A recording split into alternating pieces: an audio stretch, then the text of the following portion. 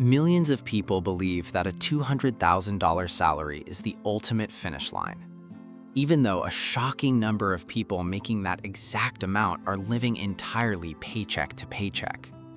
So why does the ultimate symbol of financial success often become a permanent trap? Picture a normal weekday morning. You pull out of the driveway of a beautiful 4-bedroom house. You're driving a brand new $80,000 SUV.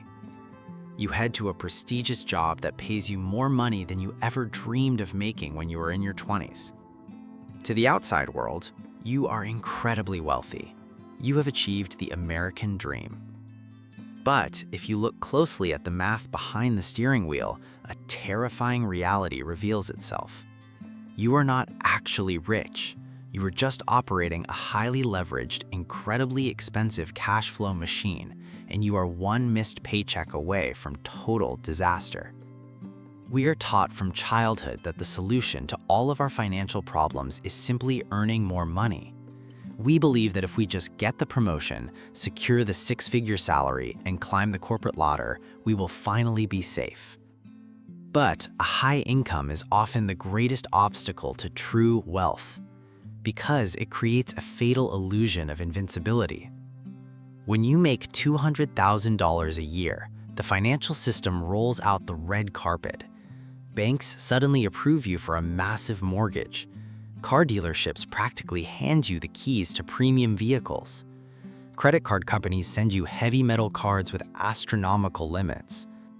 You think they are rewarding you for your hard work, but they are not.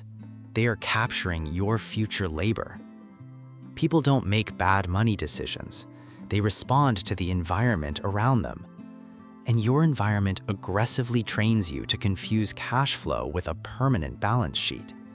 When your income increases, your internal definition of normal immediately shifts.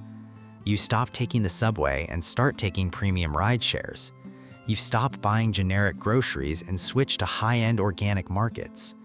You move to a neighborhood where everyone else makes $200,000 a year, which silently forces you to upgrade your wardrobe, your vacations, and your hobbies just to fit in.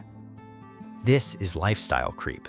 But lifestyle creep is not just a lack of personal discipline, it is a biological response to intense social pressure. Most people disagree about this. If you ask traditional financial advisors, they will tell you that a high-paying corporate job is the safest, most responsible path to building a secure life. Some economists argue the opposite. They claim that a high-income wage earner is actually the most heavily penalized, economically vulnerable person in the modern financial system. Here is where people are split. Is a massive salary a badge of honor, or is it a giant liability? Look at a $200,000 salary from the perspective of the tax code. When you earn your money through a traditional paycheck, you are taxed at the absolute highest possible rate. Before the money even touches your bank account, the government takes a massive slice. You are doing all the heavy lifting, but the system is capturing the reward. Now, look at the remaining money. You use it to pay the massive mortgage, the 2 car leases, and the premium subscriptions. You are earning a fortune, but your personal balance sheet remains completely empty. The middle class fails financially because they use their income to buy liabilities disguised as status symbols. The biggest financial advantage isn't intelligence, it's which game you're playing. The high-earning middle class is playing a game of visual status. They want their neighbors to know exactly how successful they are. They treat their massive paycheck like a monthly license to consume. But the wealthy are playing a completely different game.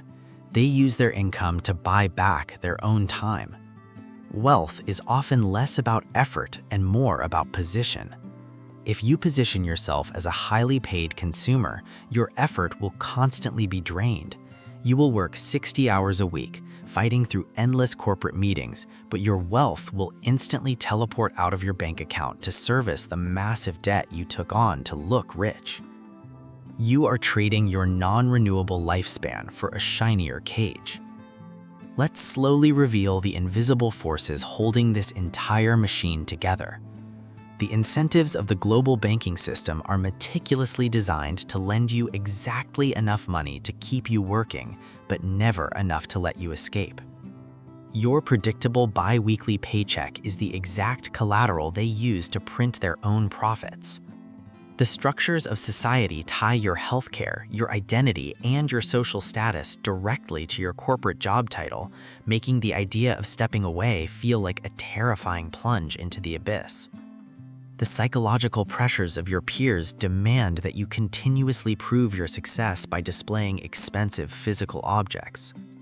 And the probabilities dictate a ruthless, undeniable truth. If your entire financial empire relies on you waking up and performing at a high level every single day, you do not own an empire. You are simply a highly paid cog in someone else's machine. This completely explains why the hardest working, highest earning people in society often feel the most trapped. They are experiencing the terrifying vertigo of a high-wire act. They look incredibly impressive from the ground. They are performing a dazzling routine.